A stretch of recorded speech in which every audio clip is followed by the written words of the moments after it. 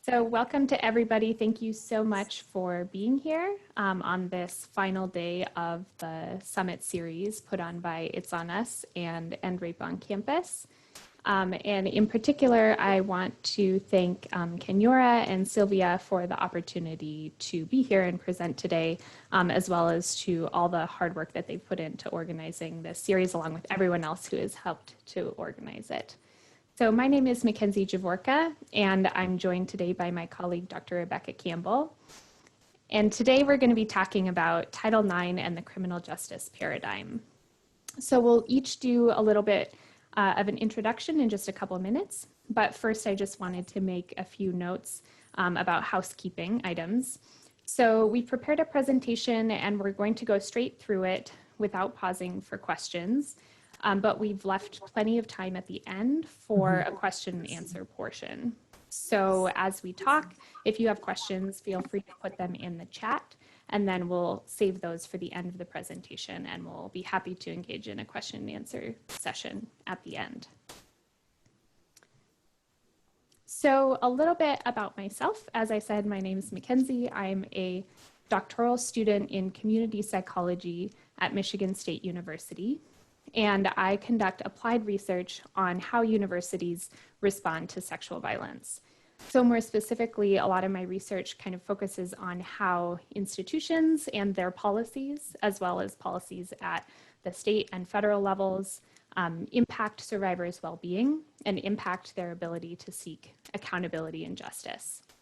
So in addition to my academic work, I've also volunteered as a campus-based victim advocate. I've done crisis intervention and medical advocacy. And then I've also, over the last several years as a graduate student, worked with university-level task forces at Michigan State in order to try to improve how the university responds to sexual violence. And then I've also been really involved with our graduate employees union around these issues as well, and trying to improve university policies and procedures, for example, by trying to make them more survivor-centered around things like mandatory reporting. So that's a little bit about myself and kind of the background that I bring to this work. And now I'll let Dr. Campbell introduce herself a little bit. Great, thank you. Good afternoon, everyone, or good morning, depending upon where you may be logging on from. My name is Rebecca Campbell, and I'm a professor of psychology at Michigan State University. And I've been doing community practice and research on sexual violence for a long time. I started back in 1989 when I went through volunteer rape crisis training at the Rape Crisis Center in the town where I went to college. And I remember that my training was in the basement of the Unitarian Church, and it felt very subversive to be in the basement and reading radical texts and learning about sexual violence and how to advocate for survivors. And I have been, from that time, I've been working as a rape victim advocate in hospital emergency departments and in police departments, helping survivors with the criminal justice system throughout my undergrad degree, my graduate degree, and I continued on into my faculty degree. So I did about 14 years total of direct work as a victim advocate. But for many years, I've been focusing primarily just on my research now. And in that research, I study the community and campus response to sexual assault. And what I mean by that is I study what happens when victims disclose sexual assault to any of these formal systems and what it's like for them to seek help. And I'm really interested in how those help-seeking experiences affect their health and well-being. And for many years, I've also been a trainer for community practitioners, primarily police, prosecutors, victim advocates, forensic nurses, on trauma and the neurobiology of trauma, so that frontline practitioners have more information about trauma and how it affects folks. And I've also done a lot of that training in college campuses as well. And most recently, I accepted a position in the Office of the President at Michigan State University as a presidential advisor to advise our administration on campus sexual assault policy. So I'm really happy to be here today and to bring sort of a lot of different types of experiences, some advocacy, some activism, some research, and now some administrative policy experience to today's discussion about Title IX. Thanks for that introduction. So to start out today, we kind of want to zoom way out for a few minutes and focus on this big picture of accountability. and specifically in this case, accountability for the harm that's caused by perpetrating sexual violence. So when we think about the different systems that are named in the title of our presentation today, Title IX and criminal justice, both of these processes or systems kind of fit under this very large umbrella of trying to provide some measure of accountability for the harm that was caused. So today we're going to talk through each of these types of accountability systems that you see on the screen now, and kind of what we know from research about survivors' experiences of seeking accountability or justice through these systems. And then I'm going to go into a little bit more depth about one recent study that I conducted along with Dr. Campbell that kind of shows how one of these systems, the criminal justice system, has really started to influence and seep into civil Title IX proceedings, even though these systems are intended to serve really different purposes and are based on kind of different ideas of what constitutes accountability. So I'll talk about some of the implications of those study findings, and then we'll come back to the picture you're seeing on the screen right now at the end to talk about what might fall in that sort of grayed out block right now of accountability outside of the legal system and why we might need those kind of alternative forms of accountability. So before I go any further today, I just want to make a quick disclaimer that neither Dr. Campbell nor myself are attorneys. We're not providing legal interpretation. We are social scientists. And so that means that we try to glean insights from social science theory and from empirical research about how people really experience these systems in the real world. So we're not attorneys, just want to give that disclaimer. So again, the reason that we wanted to zoom out for a few minutes and talk about accountability more broadly is that many folks here today might be most familiar with Title IX and or the criminal justice system as kind of the two main paths for survivors of campus sexual assault to try to seek some sort of justice and to address the harm that they experienced.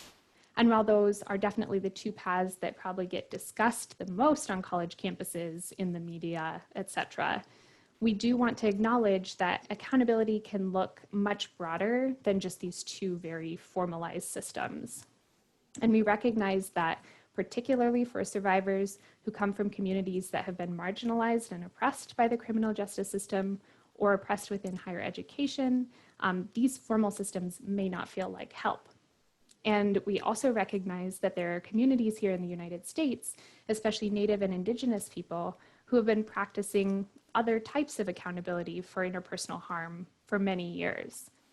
So we kind of want to frame our presentation, like I said, under this big umbrella concept of providing some form of accountability for sexual violence, meaning some means of recognizing and taking responsibility for the harm that someone has caused.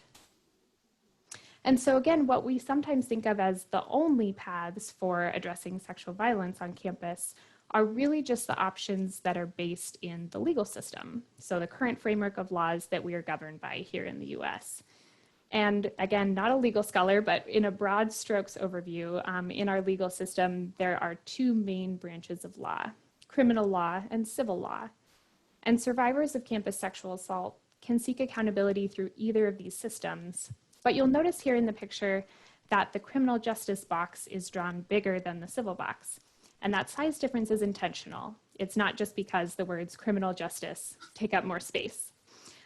Because sexual assault is often thought of in our culture as first and foremost a crime.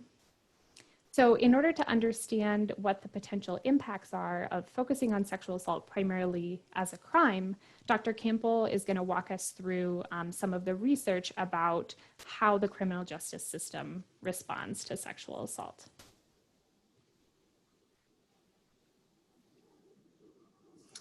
All right, thank you everyone. So to set the stage for our conversation today about the civil system and Title IX as an option within the civil system, I want to begin with talking a little bit more about the criminal justice system. Next slide. Thanks. So the criminal justice system response to sexual assault has been studied extensively for the past 30 years. And in that research, we've been trying to identify what are the steps and stages that are involved in seeking accountability from the criminal justice system. And I want to highlight that these exact steps, terms, terminology might vary by jurisdiction. So you may be hearing different language depending upon what communities you're working with. But in general, if a survivor of sexual violence is going to report to the criminal justice system, this is the type of process that would unfold. So first there has to be a report to the police, and then the police actually have to take the report. Yeah, I'm drawing a distinction there. So just because a victim goes to the police or talks to the police, say, for example, at a hospital emergency room, the police may or may not actually write it down and actually take a report. So one of the first things we have to do is find out whether the police actually took a report once a victim has come to the criminal justice system. And then after that, the police need to conduct an investigation. And that step in and of itself explodes into lots of different steps and stages. So for example, there would be an interview of the victim. If there's a named suspect, such as in a known offender sexual assault, a friend, an acquaintance, intimate partner, the identity of the offender is known and is provided to law enforcement. So there's an opportunity for them to go talk to the perpetrator and to start an investigation there. And in the case of a stranger perpetrated sexual assault, the investigation should involve some effort in trying to identify, to find the perpetrator. In addition, as part of an investigation, the police typically need to interview witnesses. They might go to the crime scene itself to see if there's different types of crime scene evidence, forensic evidence there. They might canvass the area for other witnesses. In the event that the victim went to a healthcare facility like an emergency room and had a rape kit or what's called a sexual assault kit collected, the investigation should also involve taking that kit into custody if it's been released by the victim and then submitting it to a crime laboratory for forensic DNA testing. That's all part of the investigation process. And then depending on what that investigation suggests, what they find from the interviews, from the witnesses, from the different types of evidence, the police may request an arrest warrant and to refer the case to the prosecutor for consideration of charges. If a case moves from the police to the prosecutors and it's been referred for consideration of charges, there's often a prosecutorial review stage, which is in many cases a reinvestigation. There's more interviews of the victim, there are potentially more interviews of the suspect, more interviews of the witness, more review of the evidence, maybe identification of other evidence that needs to be tested. And then based on the prosecutor's review of the original police investigation and any new information that's come through their review, they may decide that there is sufficient evidence and that they will file charges against the perpetrator. In most jurisdictions, that would progress to a preliminary hearing where a victim is often, not always, but often asked to provide testimony to help the grand jury evaluate whether there's sufficient evidence to suggest that a crime has been committed and that the person charged with the crime is the possible perpetrator of that. And then if the case is bound over from that preliminary hearing, it would be moving forward to a trial where it could be adjudicated through a guilty trial conviction or a verdict of not guilty, or it could go to a plea, in which case then moving forward to sentencing for either a guilty plea or a trial conviction, there would be some type of sentence, parole, probation, or some type of jail time, prison time. So it's a complex system. Many, many different steps and stages that go into this. Next slide. And in any type of long, complicated, multi-step process, we expect case attrition. In other words, we expect that the number of cases we start with is not going to be the same number of cases that we end with. There should be some narrowing just through natural attrition, evidence doesn't support, a victim chooses to disengage, lots of different reasons why we should expect to see some attrition, some narrowing. The problem is what we know from decades of research is that the actual case attrition is not normal. It's not gradual. It's systematic, it's precipitous, and it's very steep. So for example, we know from research that 73 to 93% of sexual assaults that are reported to the police are never referred by the police to the prosecutors for consideration of charges. In other words, the case is closed. There's no arrest, there's no referral. It's closed by law enforcement and it never makes it to the prosecutor's office. So given that so many of these cases are closed by the police, slide, they're often referred to as guarding the gateway to the criminal justice system, the gateway being that critical point of moving from the law enforcement police stage to the prosecutorial stage, and that they guard that gateway and that they actually close that gate, and that the vast majority of reported rapes are never going to move forward into the prosecutorial review. But of those that do, next slide, we continue to see the case attrition. Again, it's not quite as steep as it is at the law enforcement stage, but we still see some narrowing down through those final stages to where on average what we see is less than 10% of reported sexual assaults are going to end in a guilty plea or a trial conviction. So again, what you see represented on your screen in orange is an attrition rate that is not normal. It is not what you would statistically predict through any kind of multi-stage process. It is an aggressive weeding out of cases in the criminal justice system. Next slide. And what we also see from research is that we have higher case attrition, meaning worse attrition, meaning more weeding down of cases that involve Black, Indigenous, and people of color who've reported to the criminal justice system. Next slide. So this is not accountability. You know, as we connect back to the graphics we showed earlier in terms of why people might report to the criminal justice system, why they might choose a legal solution, is to seek accountability. If you have this kind of attrition, and this kind of attrition particularly for Black, Indigenous, and people of color, this is not accountability. Now, what we also know from research is studying what it's like for victims in this process. So throughout this process of going through all of these different steps and stages with the police and with the prosecutors, they're often required to tell their story over and over again. They go through repeat questioning by police. And again, if it's one of the few cases that moves to the prosecutors have to do some re-questioning there as well. And in this questioning, they keep going over the same material over and over and over again. And very often what police are looking for is inconsistencies.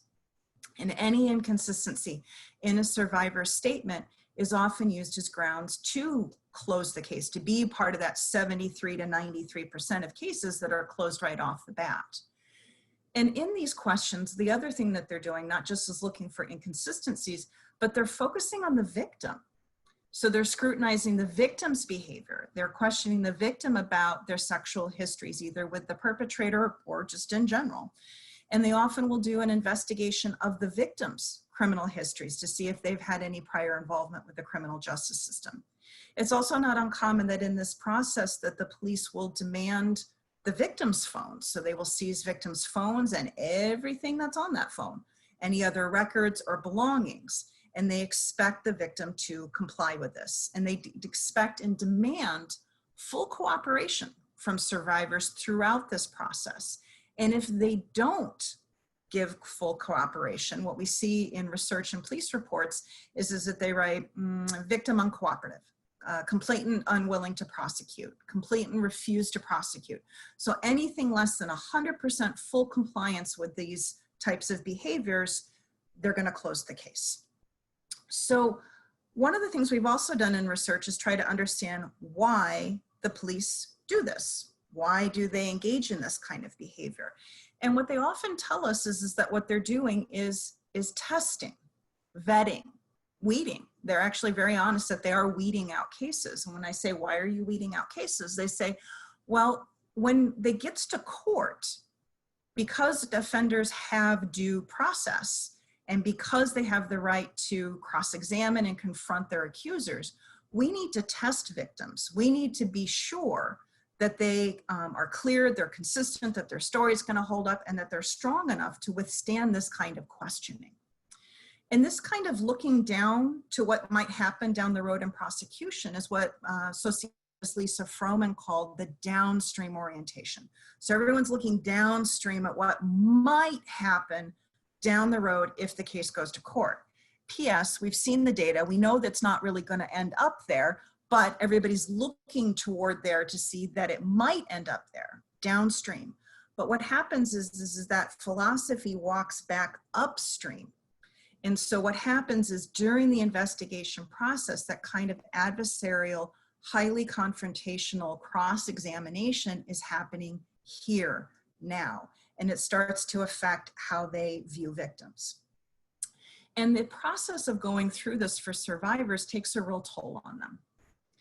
So also know from research, next slide, is that the experience of going through this criminal investigation and prosecution process leaves victims feeling bad about themselves. It leaves them feeling anxious, depressed, violated, and reluctant to seek further help. And I want to be really clear here that these percentages that I'm reporting here, this is not, I felt bad about myself or anxious or depressed or violated because I was a victim of sexual assault. This is feelings because of the contact with the criminal justice system.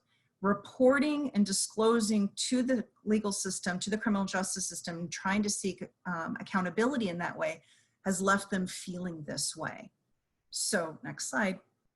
This is not accountability. This is not accountability. And this is what in research we refer to as secondary victimization, that victims describe their experience as a second rape. So again, if victims are feeling that this is a second rape, this is not accountability. This is not accountability if you feel like when you reach out for help that you're going to be treated in this way. So bringing these different ideas together, I want to share with you an example from a research project I did fairly recently that really highlight this problem of case attrition, that really highlight the problem of how victims are treated, in particular how members of the Black community, Indigenous communities, and people of color are treated by the criminal justice system.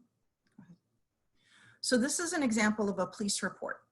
This is a 14-year-old African-American girl who reported to the police that she had been sexually assaulted by 2 adult males.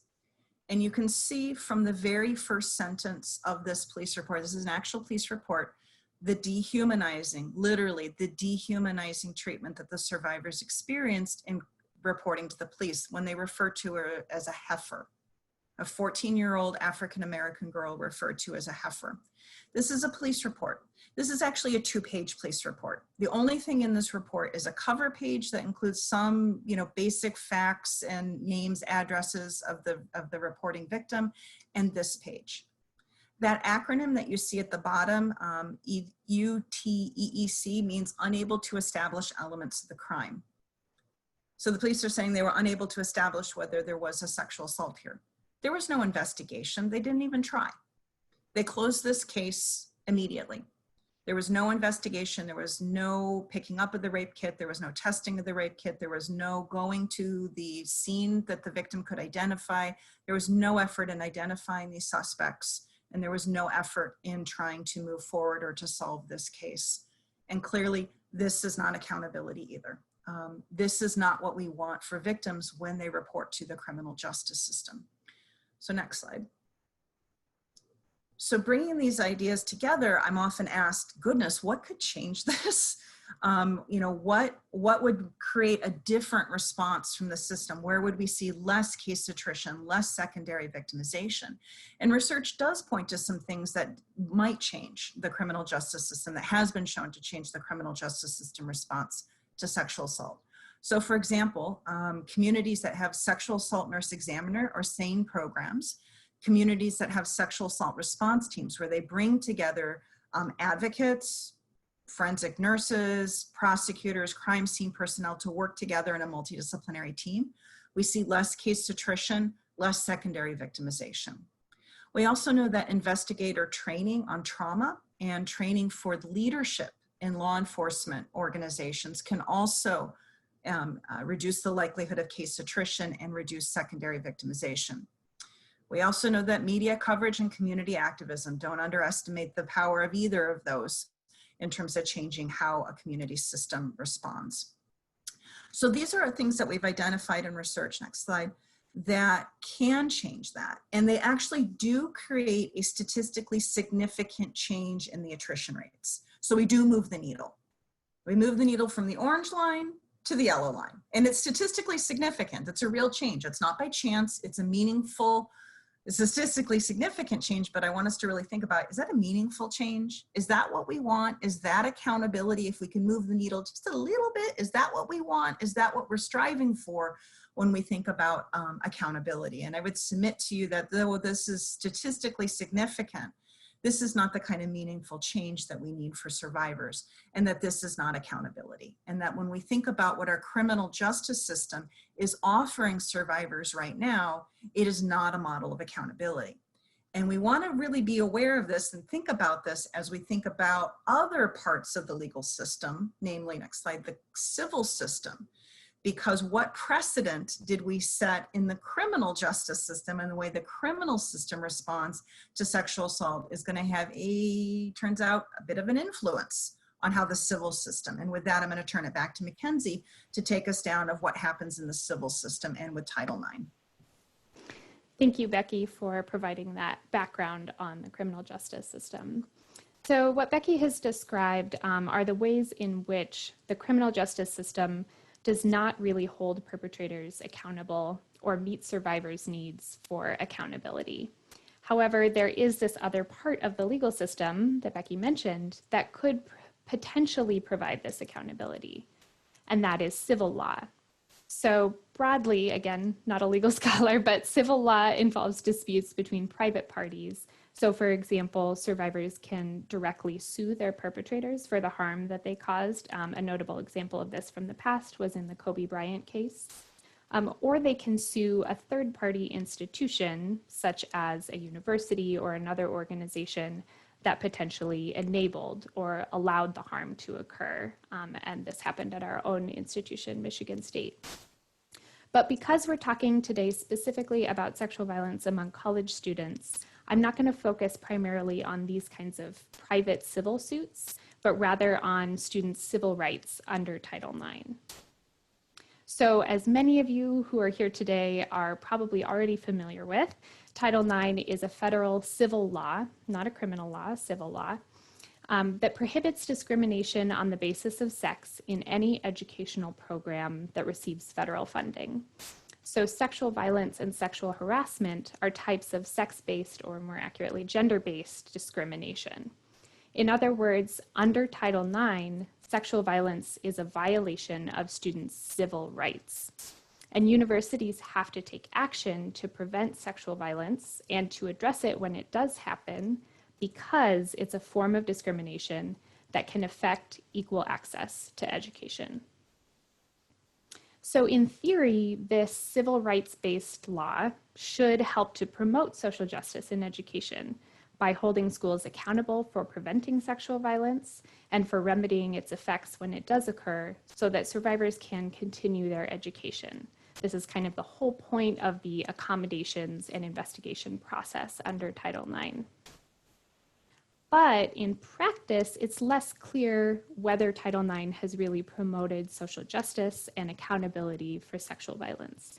And as you might know, if you're here today, it has often taken tremendous amounts of student activism, media coverage, things like that, in order for universities to fulfill their obligations under Title IX when sexual violence has occurred. And then if we look to the research a little bit, thinking in terms of the preventative potential of Title IX, there has really been little evidence of changes in the overall prevalence rates of sexual violence from some of the very earliest studies of sexual assault among college students that were conducted back in the 1980s to the most recent large-scale study that was just conducted last year by the American Association of Universities. So we don't have a lot of evidence that Title IX has meaningfully impacted the prevalence of sexual violence on college campuses. But what about the response? Has the response to sexual violence improved? So there's still very little research on the actual outcomes of Title IX accommodations and investigation processes, often because universities aren't particularly open to that kind of research happening on their campuses. So a lot of the research that we do have in this area is kind of based on anonymous surveys of campus administrators, Title IX personnel, things like that. So in the studies, there have been some improvements. Administrators have reported that the increased attention to Title IX and campus sexual assault in recent years has led to some improvements, such as a greater capacity to hold perpetrators accountable, potentially shorter investigation timelines on campus, as well as certainly much more resources on campus for survivors. So there's some evidence of improvement there. However, studies of campus-based victim advocates that were conducted around the same time have also shown some real serious drawbacks and potential unintended consequences to some of this new regulatory context under the Obama administration, such as universities sometimes prioritizing legal compliance over what survivors really need and want. So for example, we can see this sometimes in wide net or universal mandatory reporting policies that make all on-campus employees responsible for reporting anything that they hear about in terms of sexual violence, when even in some cases when survivors may not want that report to go forward. So we've got kind of a mixed bag here as far as the research that we do have on the impact of Title IX, and we're kind of left with this question of, is this accountability?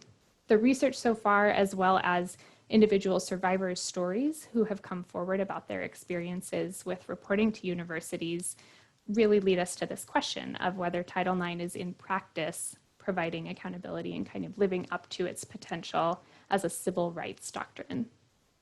So in order to help answer this question and kind of add to the research that's out there on this topic, Dr. Campbell and I wanted to conduct research to understand what are some of the possible reasons that Title IX has maybe not lived up to its potential for social justice and for accountability.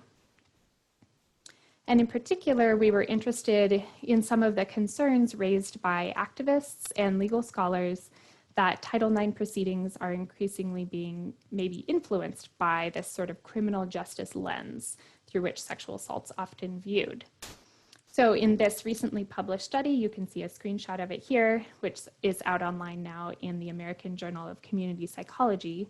We set out to explore the question of how the criminal justice system and Title IX are interacting and perhaps influencing one another in responding to campus sexual violence.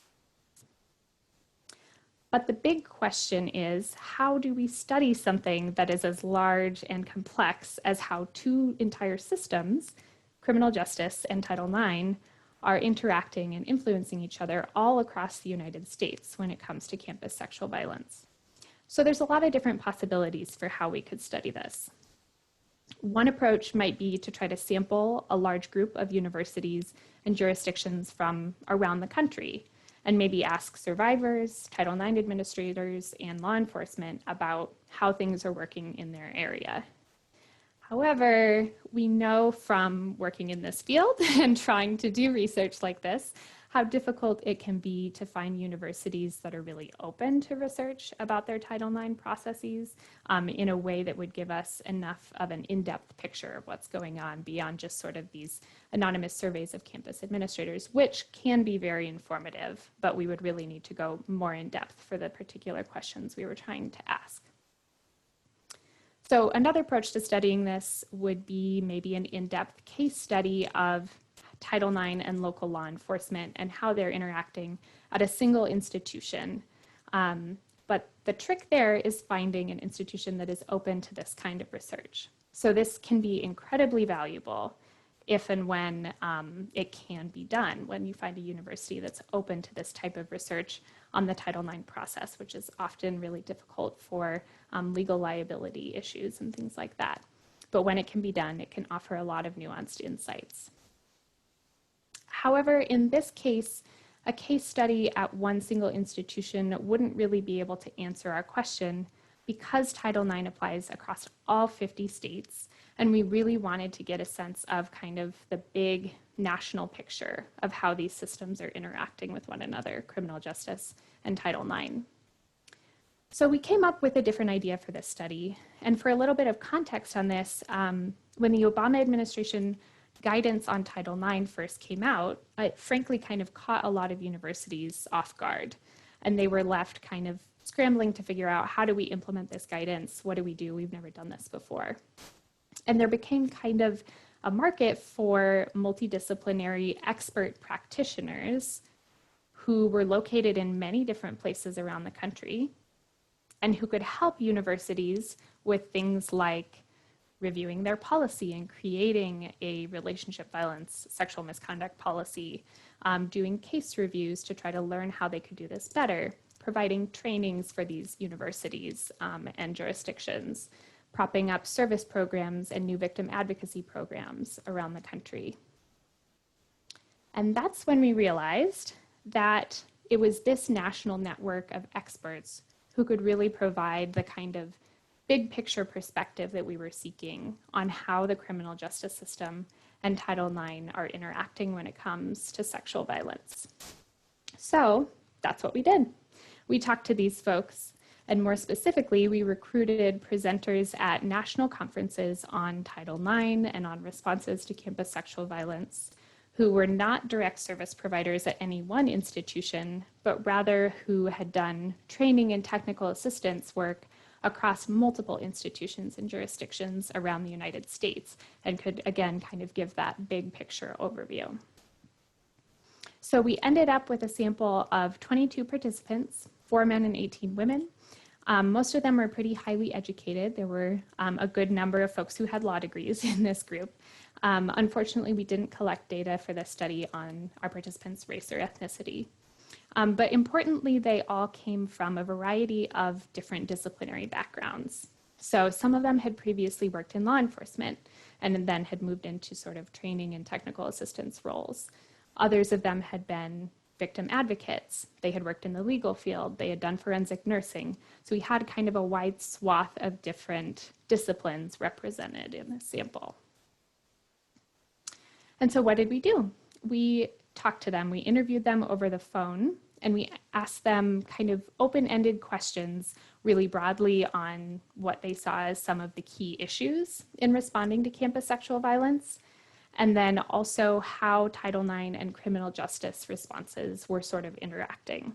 But importantly to remember here is that we were asking kind of open-ended, neutral questions about these interactions. You know, what are you seeing in how Title IX and criminal justice responses interact? And then out of that is what we heard. So before I dive into the results today, I want to explain a little bit about how we demonstrate our findings in qualitative research. So in qualitative research, the evidence that we draw on is quotes from participants. So in this presentation, I'm going to show you a series of quotes that kind of help to illustrate a broader theme or pattern that we heard come across in our interviews. So for our first theme, I'm going to show you 3 quotes that together kind of illustrate one of our central findings. In this first quote, the participant said, "Title IX offers civil protections. A crime may be committed, but there are also civil protections outside of that criminal justice system that a student is entitled to." And I think people think of it just as a criminal justice piece. They don't see it as a civil rights piece at all. So what we're hearing in this quote is that in this expert's experience, when people think of sexual assault, they think of it as a crime, but they don't think about the civil rights aspects of the protections that a student needs in order to ensure their equal access to education. In the next quote, the participant stated, "A lot of the national discussion is conflating criminal levels of due process with administrative levels of due process, which are set at a wholly different level." So kind of thinking back to what Becky presented earlier about the criminal justice system, those elements of the trial and adjudication process that survivors have to go through in the criminal justice system, what this national expert is saying is that these elements of criminal due process are really being conflated with the civil process and brought into the Title IX process, even though those are supposed to be very different standards and very different elements of due process. And then in this third quote, the participant said, "People conflate campus-level misconduct hearings with criminal sex assault investigations. That, I think, is an intentional confusion that has proved to really taint the movement. And sadly, it's an area that even lawyers don't seem to understand." So again, we're kind of hearing this pattern of people in general, and here the participant points even to lawyers as really misunderstanding and misapplying a criminal lens and criminal justice standards to the Title IX process. So this theme of conflating criminal and civil rights concepts and goals was a persistent theme that we heard from our participants when we asked them, again, these sort of broad, open-ended questions about how the criminal justice system and Title IX are interacting in their experience as national training and technical assistance providers. So coming back to our theoretically separate criminal and civil aspects of accountability under the legal system, we can see from this theme that the two maybe aren't so separate in practice, and that criminal justice paradigms are actually having a pretty big influence on how the public and even attorneys are understanding Title IX. So moving into our next theme, I'm again going to show a series of 4 quotes this time that can help to kind of illustrate one of our key findings. So these quotes focus more on what happens when a survivor reports to both law enforcement and to their university, and there are these sort of parallel concurrent investigations going on. And even though participants said it's fairly rare for survivors to report to both places, when it does happen, there were some really interesting things that they had to say. So in this first quote about concurrent criminal and university investigations, the participant said, anytime you have a criminal investigation, the police are going to be extremely protective of that. The police are always going to tell you, you can't be doing an investigation while we investigate, or it will compromise our investigation. And so what this participant is highlighting is that police often see these concurrent university investigations as a potential problem and something that could compromise their investigation. And other participants told us that the reason they're often worried about the investigation being compromised is because, again, anytime a survivor tells their story, police are worried about any of those little, seemingly small potential inconsistencies between those statements. Again, kind of thinking back to what Becky told us earlier about how the so-called consistency of a survivor's story gets questioned over and over again in the criminal justice system. In the next quote from a different participant, it kind of shows what can happen as a result of police being worried about a concurrent university investigation. So the participant said, because the police investigation sometimes uses elements of surprise, police often ask schools to pause their investigations, and schools are permitted under Title IX to pause. So schools are often asked to pause their investigation, maybe, for example, so the police can obtain a piece of evidence that might otherwise be lost without the element of surprise. And that's okay under Title IX. But, as we can see in this next quote, that temporary pause on the university investigation can become lengthy. So this participant said, the yielding can't be indefinite. And this is where law enforcement gets stuck, is then they get another call for service, and they get another rape, and now they have 14 rapes. And how long is it going to take? So because police are worried maybe about losing the element of surprise, or maybe the police investigation being compromised through inconsistent victim statements, the end result is that the university's ability to conduct a timely, separate investigation is put on hold without knowing for the survivor how long the pause or yield might last. And then in this final quote about concurrent criminal and Title IX investigations, the participant described why campus officials might sometimes delay a Title IX investigation of their own accord without even being asked by police and kind of wait to see what happens in the criminal investigation. So this participant said, I think campus officials think, oh, well, this will be easier if law enforcement finds enough information and evidence. They have a much higher standard. They are going to pursue these charges, so the victim really must be credible. Or conversely, well, law enforcement is not doing anything about it. Obviously, they didn't think this was a credible report. So this series of quotes shows several different ways that criminal justice investigations kind of get privileged or prioritized over a concurrent university investigation, even though under Title IX, schools have an obligation to conduct those investigations separately and in a timely manner. So coming back to this figure again, Now what we're seeing is not just importing criminal justice ideas and goals into Title IX, but actually the Title IX rights of survivors really getting kind of overtaken and pushed back and subsumed by the needs of the criminal justice system. And then in this final set of quotations I'll share with you, participants really focused on the consequences of these first two themes that I highlighted for students. So when describing why it was a problem for campuses to wait for criminal justice investigations to be done before responding to a sexual assault, this participant explained, "I think for students, you really just want and need a much more prompt and responsive method of dealing with it. Because for students who are attending a residential college or university and living there, that school is everything." And the same participant continued, "It's their community, it's their house, it's their only place where they can eat, it's their academic work.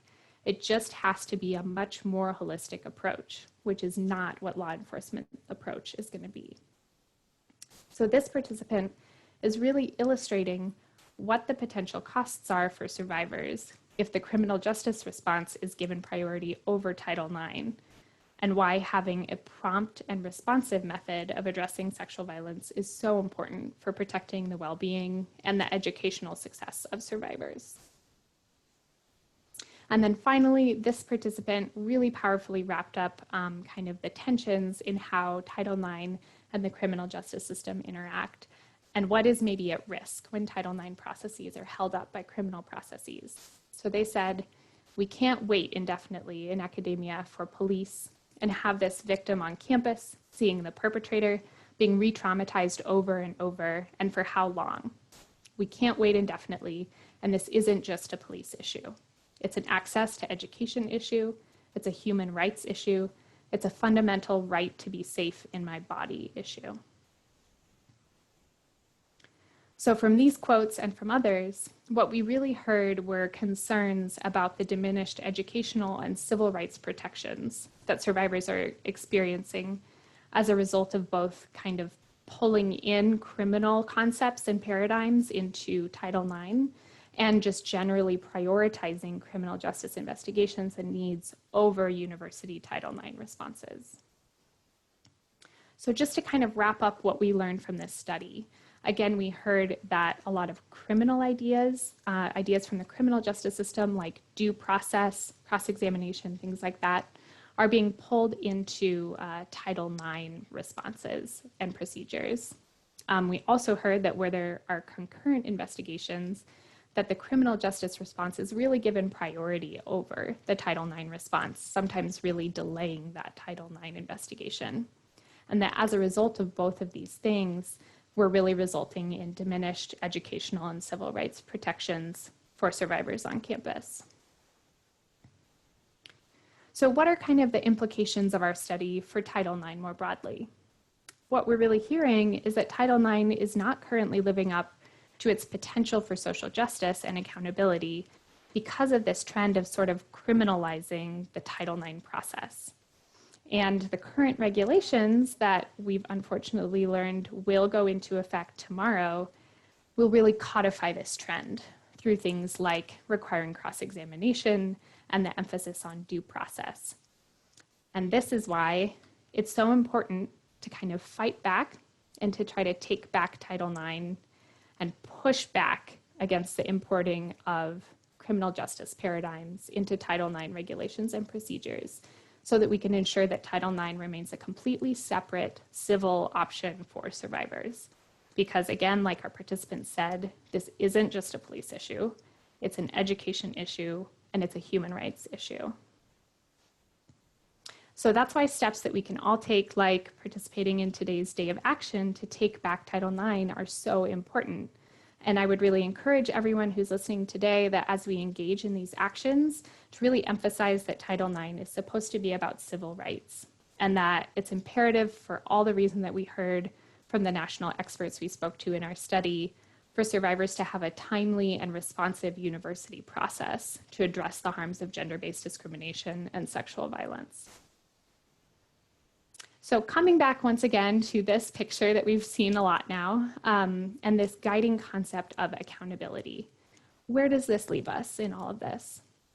So Title IX does serve a really important function for student survivors, but especially under the new regulations that are coming out, these proceedings may just increasingly kind of contribute to some of the secondary victimization that Becky highlighted in her presentation, much like the criminal justice system. And so this really leaves us, and especially Black, Indigenous, and people of color who might be more harmed by the importing of these criminal justice paradigms, it leaves us needing alternatives outside of the current legal system. So what could be in that gray box in the top left that I promised we would come back to at the end of this talk? Community. So we need to consider and help to imagine community-based forms of accountability that exist outside of our current legal framework. And I want to emphasize that this idea is not new, but as a field, we have been dominated particularly by white women in the anti-gender-based violence movement. And historically, we sort of made a decision to try to work within our existing systems rather than outside of them. However, there have been other groups, especially feminists of color, who have really tried to warn for many years about some of the limitations and harms, particularly to marginalized groups, of this approach.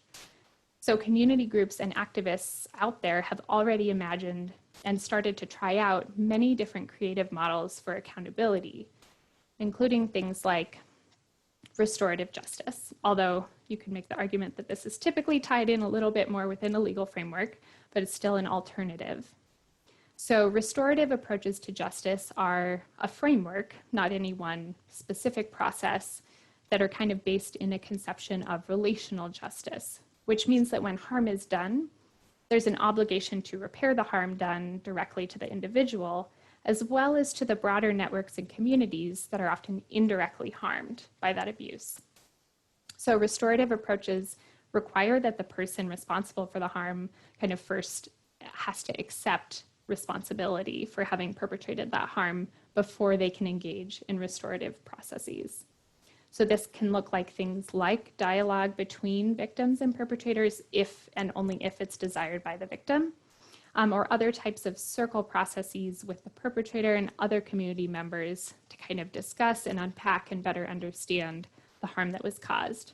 And so here, I'm definitely not an expert on restorative justice, but I want to plug the talk that was given earlier in the Summit series, I think it was last week, by Rachel King and Jay Wilgus on a restorative approach to gender-based violence on campus. I'll have a link to that in the resources slide at the end of this, and I really recommend checking it out if you're interested. And then accountability outside of the legal framework could also look like things like transformative justice and community accountability, different approaches that have really been kind of pioneered by communities of color. So transformative justice, and this is a quote from the activist group Generation 5, is a liberatory approach to violence which seeks safety and accountability without relying on alienation, punishment, or state or systemic violence, including incarceration or policing. So transformative justice kind of involves the beliefs that individual justice and collective liberation are intertwined, and one is not necessarily possible without the other. Transformative justice involves helping to ensure the immediate safety of survivors of violence, as well as working towards kind of long-term healing and holding those who harm accountable by ensuring that they stop the violence or abuse, that they commit to not doing it again in the future, and that they offer some form of reparations for their past abusive behavior. And I want to clarify that, again, none of this is within the context of a legal process. This is in the context of kind of ongoing support and transformation within their own community. And then similarly, community accountability often involves the community working together to prevent, to respond to, and to heal from violence by transforming some of the conditions that can lead to oppression and violence in the first place, providing safety and support for community members who do experience violence, and then developing strategies to address community members' harmful or abusive behaviors. And again, making space for them to take responsibility and try to transform their behavior. So if you're interested in learning more about any of these approaches, there's a really great new resource called transformharm.org that was created by Mariam Kaba. And that's a really great kind of repository of information about community and alternative forms of accountability outside of the criminal justice system. So I want to emphasize again that these approaches are not really like a one set process. They're not intended to be kind of one size fits all, but they're rather about kind of figuring out what accountability and healing can look like when the needs of the survivor are really placed first and foremost, and when the community, and not just the perpetrator, is called to take responsibility for that harm. And with that, I will pass it back over to Becky to kind of wrap us up and move us into the question and answer portion of the session. Thank you. And again, I encourage folks to start going to the chat and start putting some questions in. We did budget a lot of time for questions and discussion. And while you're thinking and typing what you might want to talk about, a couple of final thoughts here. So if we want to ground our discussion in accountability and providing some accountability for survivors and to protect safety, the route that we've been going for years and years and years in many communities has been the legal system. And within that, the criminal justice system, as what we've seen, is really the predominant model, but it's not offering accountability. It's not offering accountability to white folks, and it's definitely not offering it to Black, Indigenous, and people of color. And the hope is that a civil system might be able to offer accountability, and that Title IX specifically would be able to offer accountability to survivors. And right now, the research on that is unclear at best. And again, it's not an accident that it's unclear. Trying to do that kind of research is challenging, is a huge understatement. They don't let people like McKenzie and I poke around and do that kind of research. So what we offered today was sort of an alternative way of studying this question and trying to get at this. And what we see so clearly from talking to people who work in many, many different universities, again, those national experts that travel university to university and really see on the ground what's happening, is that the criminal justice system is moving into the civil system. It's moving into Title IX. And again, what we heard from so many of those experts is that this is deliberate, and that there's been a deliberate conflating of this and moving that system into Title IX. And what we know from research is that's not a good thing, that system has tremendous case attrition and it has tremendous secondary victimization and harm for survivors. So for those that want to continue to work on respecting and fighting back for Title IX, what are some options? We again want to open it up for discussion and ideas from the group. A couple of things that we've thought about and have noticed from doing this work and being in this space for a while is, number one, the importance of language.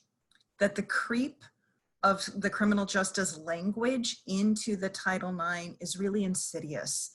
I do it, we do it, we all do it. I say the word case. When people say due process, we all like go down the rabbit hole of like, oh my gosh, let's talk about due process, rather than going, time out, time out. That's a criminal justice term. Here's what that means. Here's what administrative due process does. So I think we really want to be vigilant and smart about the language that we're using, keeping in mind that blurring has been, from what many experts told us, pretty deliberate. And it's also been a pretty effective strategy. A couple of other thoughts to think about. What we know from the criminal justice reform is that things like multidisciplinary response teams, sexual assault nurse examiner programs, sexual assault response teams, those do tend to help. They tend to reduce the case attrition. They tend to prevent secondary victimization. So that's something to think about. A lot of Title IX processes are so insular. Like nobody else is at the table. There's no advocates at the table. There's nobody else there. So bringing a little daylight into these might help. At the same time, our data also tell us that if we bring in law enforcement into these multidisciplinary discussions, we're running some of the other risks that we've talked about here today of delaying investigations, of privileging the criminal investigations. So that's a strategy that I think has some potential, but also has some consequences that we'd want to think through pretty carefully. And again, what also works for the criminal justice system is going to work here. And that's what It's on Us and Right Bound Campus is all about. And that's the activism. It's the community activism. It's the media engagement. And it's about documenting what is happening, particularly after these new regulations go into action. I think it is going to be very challenging for the research community. So myself, McKenzie, lots of great scholars, up and coming scholars in our field, trying to do research on universities. I don't know that we're going to have a whole lot of luck in documenting in a research paradigm what is happening. So I would strongly encourage local activists to find ways of systematically collecting and creating safe spaces for survivors to tell their stories, and to work with survivors on what they are and are not comfortable with being shared, to shed some light, again, to bring some light into what is happening under these new regs, and to highlight what these new regulations are doing for survivors. And again, our data are telling us that it's going to be that criminal justice process is going to be coming into Title IX. So we're going to need the activism, we're going to need the kind of media engagement that Rape on Campus and It's on Us are really good at, and really highlighting what is happening on these campuses, what is going on, and using that kind of bottom-up activism to start to address this. Because again, if what we're looking for is accountability, the Title IX system might be able to provide accountability for college students, we don't know. And as we do that, we are going to have to think about other systems of accountability. As I said, I've been doing this work since 1989. The master's tools will not dismantle the master's house, Audre Lorde. I learned that in 1989 in my training, that sentiment. I'm here however many years later, it's still true. So we need to also be learning from Indigenous cultures and from communities that are working on other systems of accountability to think about how we can hold, how communities can be holding perpetrators accountable, and how we can be really supporting survivors. And with that, we're going to pause this part, stop here, and again, give people a chance. Hopefully you've been thinking of some questions along the way. We'll take big picture questions, all kinds of details.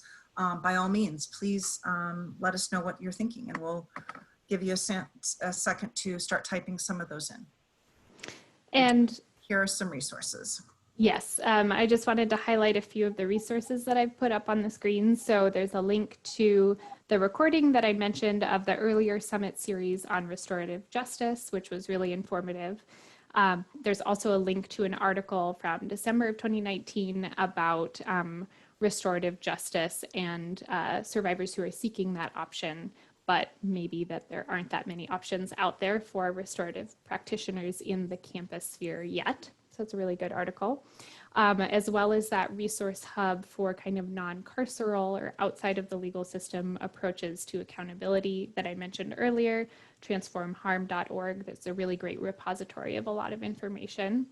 As well as an article from The Nation on a new kind of transformative justice group that is getting started up at Brown University, where they're trying to take some of these transformative justice principles and apply them on college campuses, specifically around sexual violence. And so that's kind of an interesting first program, I believe, in the country to do that on a college campus. And so it's a great article about that as well. All right, and so it looks like we do have a number of questions coming in the chat. So I think what I'll do is just read some of the questions out loud, and then Becky and I will answer them.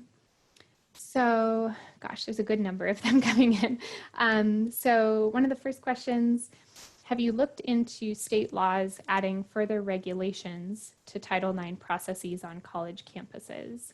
If so, does one state stand out at all as providing a framework that provides more accountability to survivors? I can take a first crack at that if that's okay, Becky.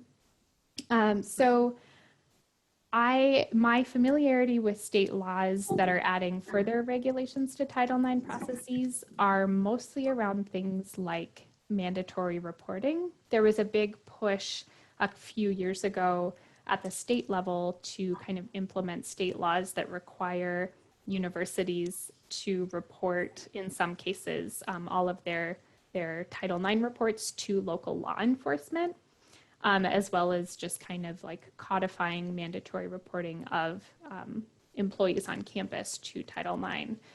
So those are state laws that I would not say provide a real good framework of accountability for survivors, because mandatory reporting policies can be really fraught, and they can often kind of take away agency and control from the survivor over whether they want their experience reported.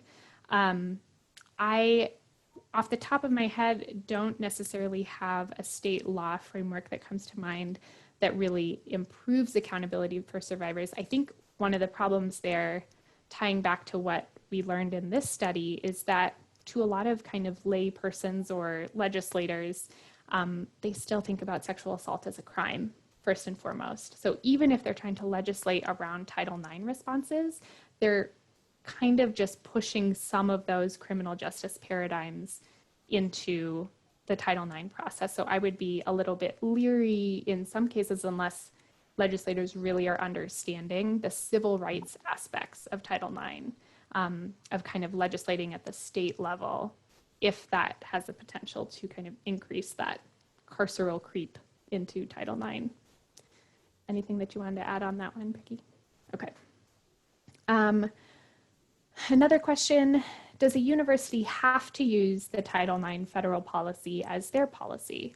Or can they use Title IX as a guideline to create their own university-wide policy with community resources, restorative justice, and transformative justice to provide accountability to victims and reduce secondary victimization? That's a really good question. Do you want to? Yes.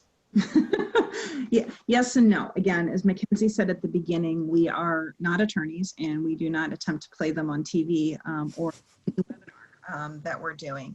So I can say that if they have policies that are in conflict with the new regulations, that puts the university at different types of risks for lawsuits for not being compliant, and the sanctions that could come down from the Department of Education for having something that is not in compliance with the new Title IX regulations.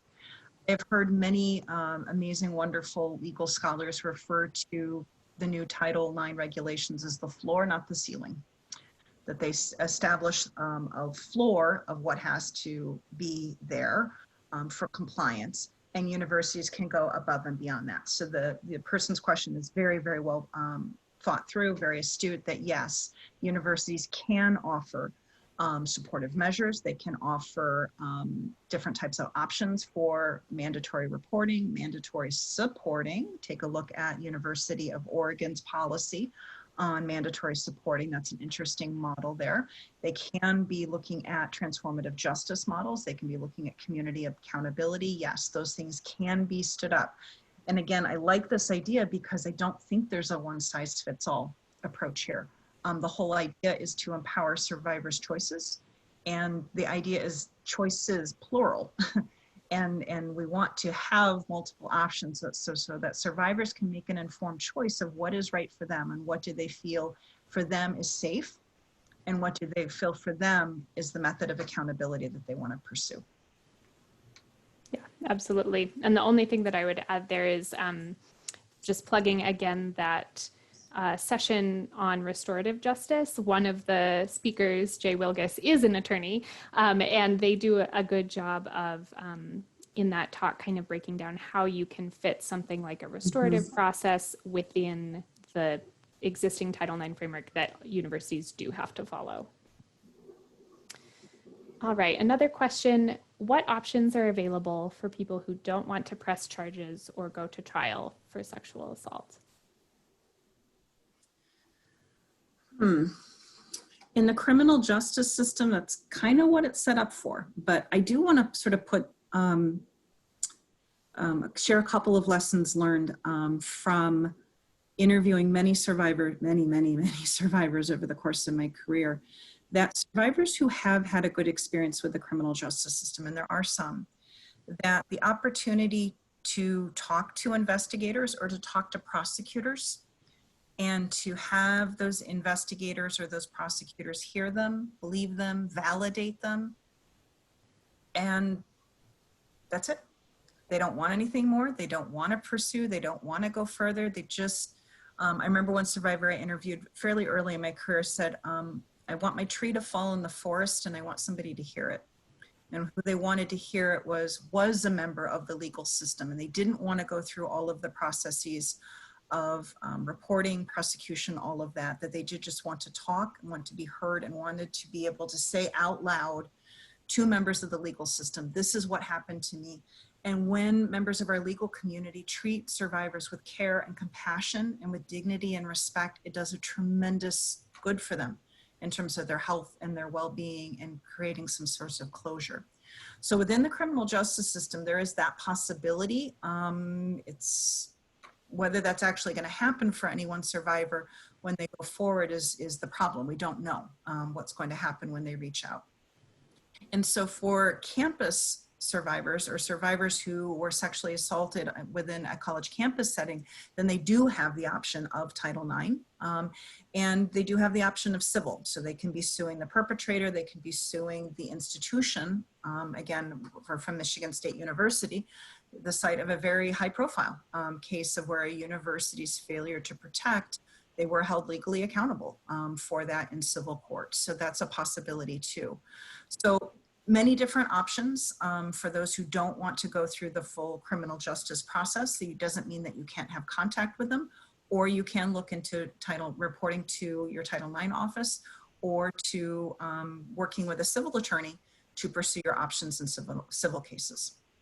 Yeah.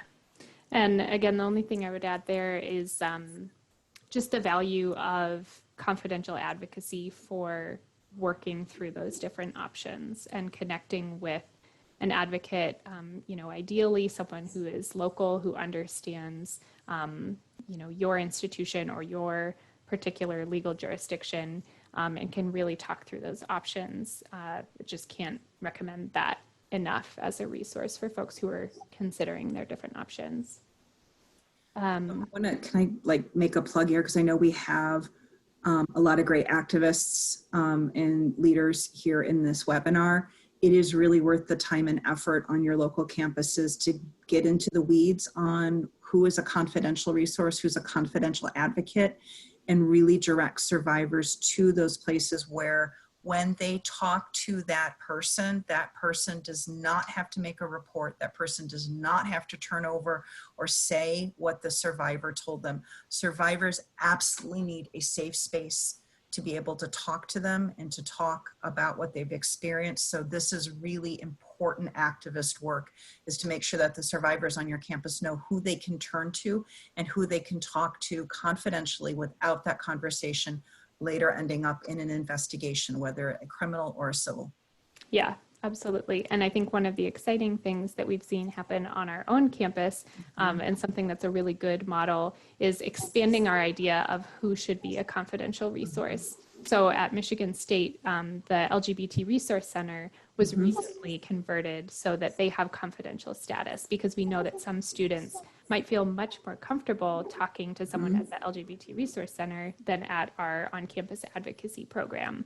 Same with other kinds of affinity groups, groups that serve people from different racial and ethnic backgrounds. So it's really worthwhile to think through what should be the confidential spaces on campus, where might people go for support and resources, and considering all aspects of folks' identity within that. Another question, have you seen restorative justice historically been used to address sexual violence? From what I've heard from my local restorative justice organizations, sexual assault seems to be a new arena for them. Is there any precedence for these community accountability options in, oh, sorry, I think that's a separate question. So I'll pause there. Sexual assault seems to be a new arena for local restorative justice organizations. Yes, it is a new arena for restorative justice options. That being said, the conversation and even research around restorative justice in campus sexual violence has kind of been bubbling up for several years now. There's a really great article written by Mary Koss in, I think, 2014 about a restorative justice pilot program. I think it was called PRISM. So there are resources out there now more and more for folks who are interested in bringing a restorative approach to sexual violence. And again, really plug that talk from earlier in the series, because it goes much more in the weeds about what that can and can't look like, in what cases it might be appropriate and not appropriate, and that kind of thing. Next question. Is there any precedence for these community accountability options in other cultures and countries? My initial answer is yes, but I don't know that much about them. So again, to my understanding, a lot of these community accountability processes have arisen from Indigenous communities around the world who have had their own forms of governance and accountability throughout their history. And so, to my knowledge, those processes have existed in other cultures and other countries. Beyond that, I don't know a lot about what those might look like specifically. But again, I encourage you to check out that transformharm.org, even though that particular website I think is fairly United States based. I would hazard a guess that there are some more internationally focused resources there as well. And I think as different communities are trying different ideas, trying different solutions, I hope that there is an opportunity for research and evaluation on those options so that we can have more data. And I want to also sort of highlight that when we think about that kind of research, I don't think that what we need to be doing here is the randomized control trial or something like that. That there are Indigenous methodologies, there are culturally responsive research methodologies, there's ways of doing collaborative research that is methodologically rigorous. So when we talk about doing research on these alternatives, we need every bit we need to bring all creativity to the research as the creativity and imagination that went into those kinds of programs, and that we don't have to use one particular type of research and evaluation model when there's so many different types of models of evaluation, particularly again in culturally responsive methods, Indigenous methodologies, decolonial methods, that I think could really provide a sensitive, rigorous, thoughtful evaluation that would give us the kind of data that would really help us understand what are the processes, what are the outcomes. Yeah, absolutely. And then I think one or two additional questions that we've gotten, kind of a more specific question, where or how, this is for Becky, did you get the rape case of the 14-year-old Black girl? Did you ever reach out to the survivor? So that is from a research project that I did in the city of Detroit. Detroit, well, it was not a campus case. It was been well publicized in the media of identifying approximately 11,000 untested rape kits. So that was a case that the survivor did go to a hospital emergency room. She did have a rape kit. The rape kit was not picked up by the police. It was not tested. It went into a storage facility that was actually a parking lot, literally a parking lot in Detroit. It was found in 2010. And over the years, through different grant sources, we were able to test it. The Wayne County Prosecutor's Office tested it. And it did have a DNA match. And it was a serial offender, somebody who had sexually assaulted before, and I strongly suspect after. The specific details of that case I am not familiar with, but I do know that the Wayne County Sexual Assault Kit Task Force has partnerships with community-based advocates, and they are reaching out to survivors, both in cases where there can be still some criminal justice options, and now they're starting to move forward on reaching out to survivors where, for whatever reason, there may not be a legal option, to at least provide them with information and with closure. All right, and then I think we have one more question, unless anyone else types one into the chat. Again, a little bit more of a specific question. Someone asked what to do with photo evidence of a family member who experienced sexual assault, but is leery of sending or giving that photo to law enforcement for fear of retaliation. What advice would we give? I would not give advice. I am not an attorney. Advice I would give is that those concerns are very valid, and that it is important to talk to a confidential advocate at a local rape crisis center. Their services are free of charge, so that the family member can really understand what would be the potential consequences of turning that over, of not turning that over. A rape crisis advocate can help you do that. One way to find that is through the Rape, Abuse, and Incest National Network, RAIN.org, to try to connect you with a confidential advocate in that particular community. Again, a lot of different jurisdictional issues of state laws. If it's a tribal case, tribal law is very complex. So working with RAIN to get to a local advocate is really the best bet, so that that person who's familiar with the local context can really help a survivor think through what might be the pros, the cons, the unintended consequences of turning those over. In our research, we have found that when survivors have had to turn over their phones, very often the information that's on there is used against them. Again, what we see is a lot of investigation of the victim, and as opposed to what we know, what we're calling offender-focused investigation. And it's a great phrase, offender-focused investigation. There's part of me that's like, seriously, we had to come up with a term for this? That's what's supposed to happen. It's the offender that's supposed to be investigated. But what we do see is that when law enforcement and prosecutors focus on the offenders, they actually, there actually is a lot of information there. And again, that's moving within a carceral solution. And that's not what all survivors are going to want and we're going to choose. But it is something to think about, that when survivors turn over evidence, unless they're working with a multidisciplinary team that really has made that shift to an offender-focused investigation, the information that survivors provide, it may come back and hurt them. So I think that's all the questions that we've received today. I want to thank everyone for being here, for participating, for giving us a lot of questions to answer. That's always much appreciated as presenters. And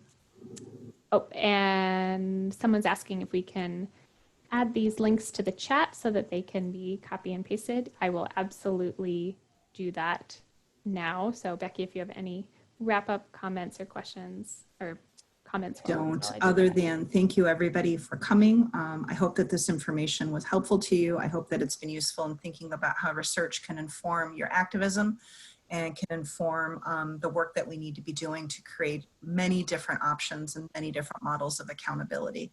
So with that, we'll let McKenzie get all of this information into the chat. Our email addresses are also there. You're certainly welcome to reach out to us directly for information.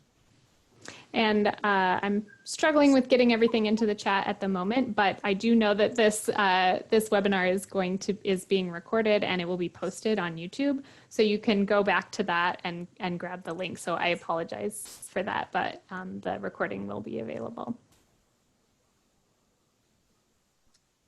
All right, I think with that. Thanks so much to the both of you. And as they mentioned, the webinar is being recorded and will be available on the End Rape on Campus website tomorrow. And we will also send out the slide deck to all of the participants of the webinar. So thank you so much, McKenzie and Rebecca, and to all of our participants for the engagement. Thank you. Goodbye, everyone. Thank you. Bye. Bye-bye.